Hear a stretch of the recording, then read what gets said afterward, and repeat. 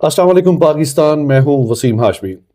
एक खसूसी प्रोग्राम के तहत आपके सामने मौजूद हूं। मेरे साथ सीनियर जर्नलिस्ट खालिद चौधरी मौजूद हैं।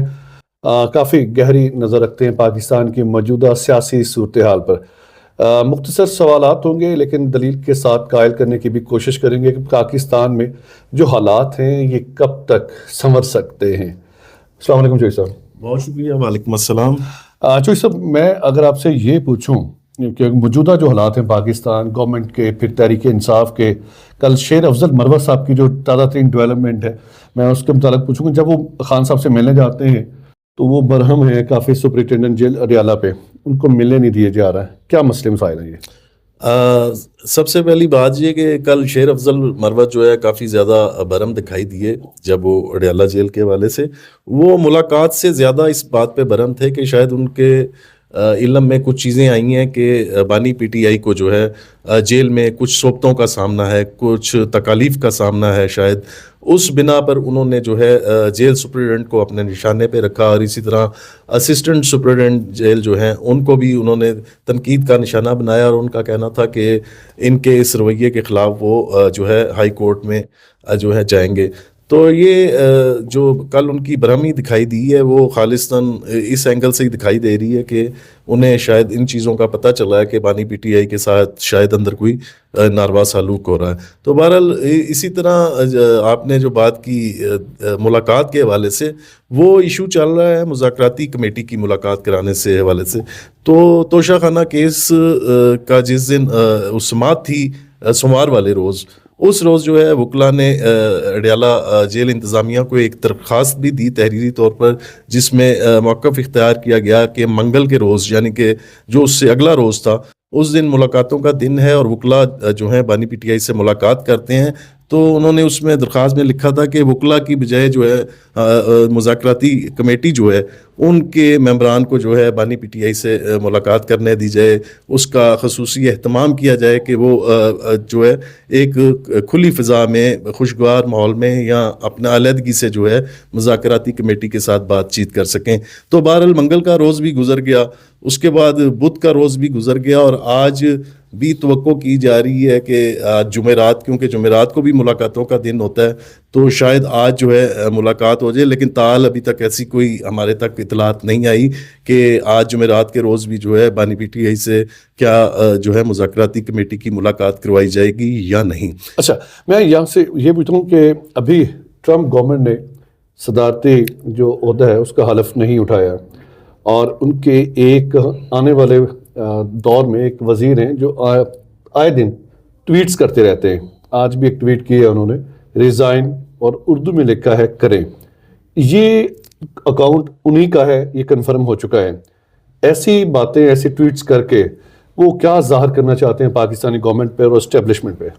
देखें, ये जो है ट्वीट या एक्स का जो है ये मैसेज मैंने भी पढ़ा है, लेकिन मैं नहीं इस बारे में कोई तस्दीक या तरदीद कर सकता हूँ कि ये वाकई उन्हीं के अकाउंट से ये चीज़ शेयर हुई है। बहरहाल दो लफ्ज़ लिखे हैं और उसमें एक इंग्लिश का लफ्ज़ है और दूसरा उर्दू में उन्होंने लिखा है रिज़ाइन करें। तो बहरहाल मैं इस पर तो कुछ नहीं कह सकता, लेकिन जिस तरह एक पिछले कई दिन पहले भी उनकी तरफ से तवातर के साथ ऐसे ही जो है एक्स पर बयान आते रहे हैं, तो इसको देखते हुए अगर वाकई उन्हीं का अकाउंट है तो ये उसी का ही तसलसल होगा।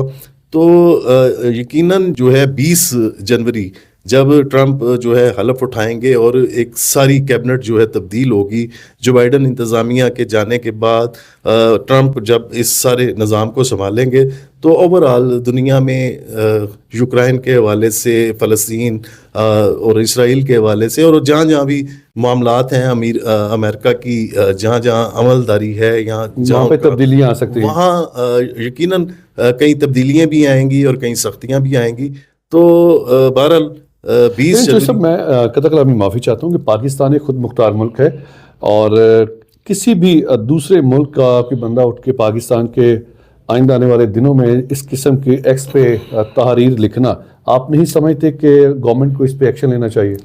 دیکھیں سب سے پہلی بات تو یہ ہے کہ جو جملہ آپ نے آغاز میں کہا خود مختاری کا، جی تو یہ لفظی طور پہ ہی اچھا لگتا ہے کہ خود مختاری ہے۔ ماضی میں آپ دیکھیں چھوٹے سے واقعات بھی ہوئے ہیں، چاہے وہ ریمنڈ ڈیوس کا ہوا ہے، کوئی بھی ہوا ہے، یہ تو ایک مطلب حادثاتی قسم کے واقعات ہیں، ان کو کیسے ہینڈل کیا گیا، کیسے اس کو حکومت نے رستہ فراہم کیا، تو جتنی عملداری ہے وہ بھی سب کو پتہ، اور جتنی خود مختاری ہے اس کے بارے میں بھی پتہ ہے، میں اس پر کیا بات کروں۔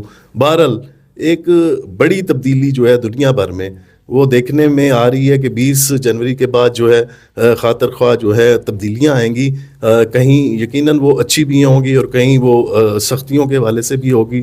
بہرحال ہماری دعا ہے کہ اللہ تعالیٰ جو ہے پاکستان کے لیے آسانیاں پیدا پاکستان کے کرے لیے گی، اور جہاں جہاں بھی لوگ ہیں سبھی انسان ہیں اور سب کی جو ہے سلامتی اللہ تعالیٰ عزیز آمین۔ رکھے۔ چوئی صاحب آگے بڑھتے ہیں۔ فیصل واڈا کسی وقت پاکستان تحریک انصاف کے بڑے اہم کارکن سمجھے جاتے تھے، سینیٹر بھی ہیں، ان کا مستقبل کیا دیکھ رہے ہیں پاکستانی سیاست میں؟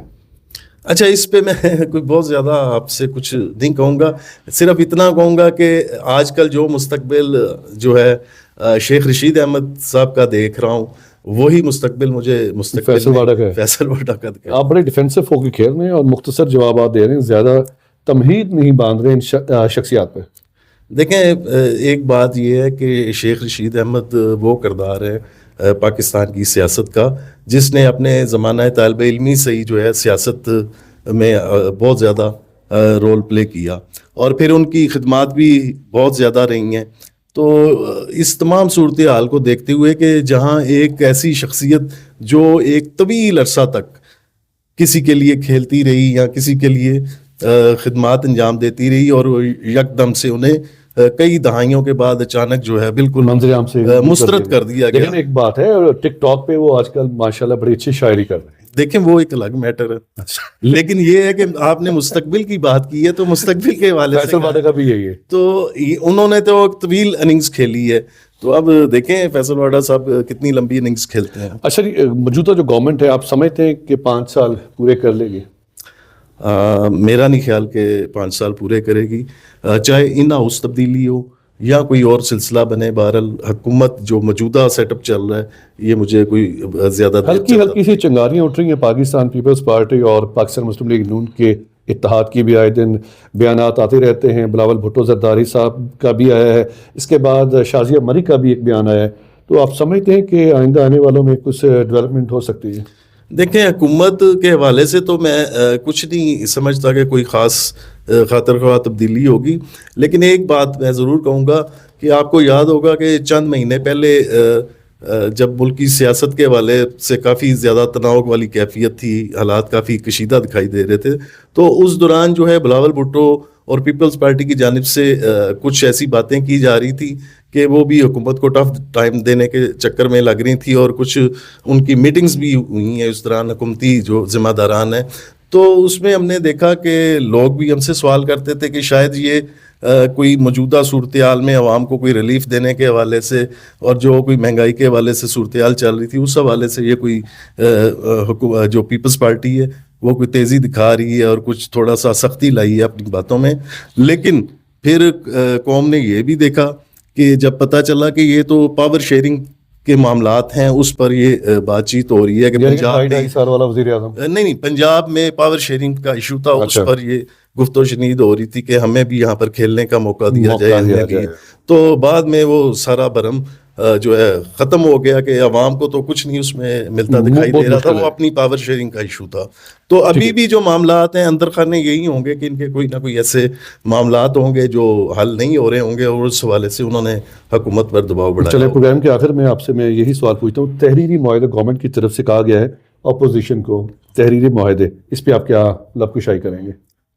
دیکھیں ہمارے ایک دوست نے اس پر کافی دن پہلے ایک بات کی تھی، لیکن کل کیونکہ جو کچھ وکلا کی کچھ لوگوں کی بانی پی ٹی آئی سے اڈیالہ جیل میں ملاقات ہوئی ہے، تو اس میں بیرسٹر گور سے بھی جو ہے بانی پی ٹی آئی نے کہہ دیا ہے کہ آپ بالکل آپ کو اجازت ہے، اگر تحریری کوئی چیز دینی پڑتی ہے آپ دے سکتے ہیں۔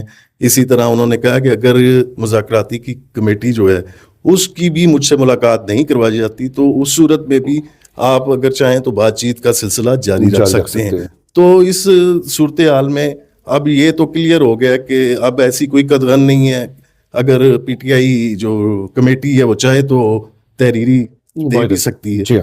تو باقی رہی وہ دوست کی میں بات کر رہا تھا تو ان کا کہنا تھا کہ نون لیگ چاہتی ہے کہ یہ تحریری وہ اپنے مطالبات دیں اور وہ پھر اسی طرح سائفر کی طرح ان کو لہرائیں دیکھیں کہ یہ ہم سے ڈیل بھیک مانگ رہے ہیں اور اس طرح.